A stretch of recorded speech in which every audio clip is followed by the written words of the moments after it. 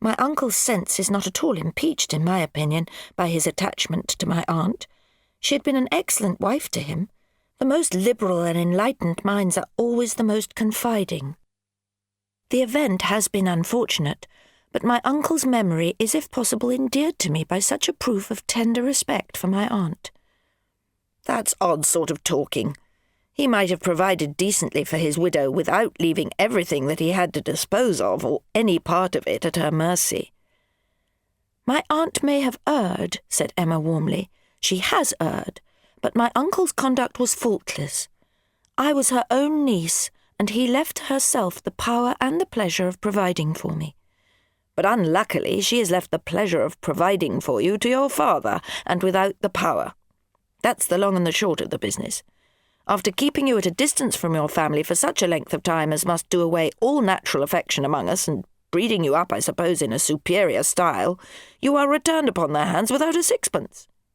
You know, replied Emma, struggling with her tears, my uncle's melancholy state of health. He was a greater invalid than my father. He could not leave home. I do not mean to make you cry, said Robert, rather softened. But after a short silence, by way of changing the subject, he added, I am just come from my father's room. He seems very indifferent. It will be a sad break-up when he dies.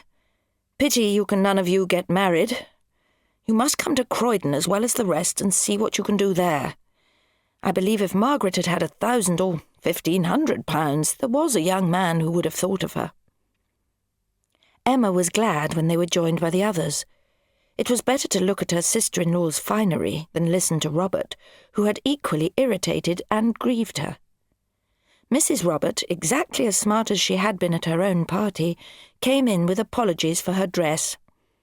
I would not make you wait, said she, so I put on the first thing I met with. I'm afraid I'm a sad figure. My dear Mr. Watson, to her husband, you have not put any fresh powder in your hair. No, I do not intend it. I think there is powder enough in my hair for my wife and sisters.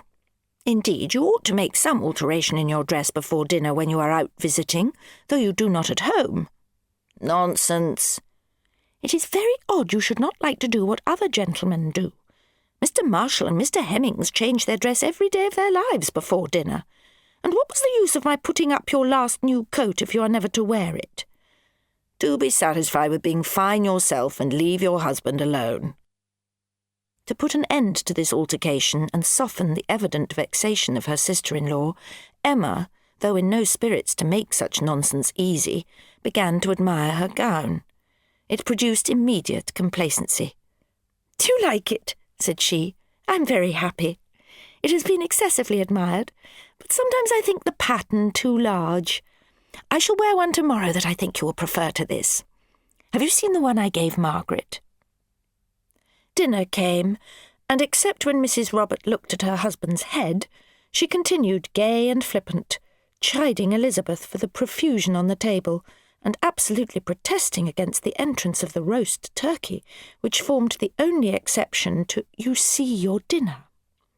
I do beg and entreat that no turkey may be seen to-day.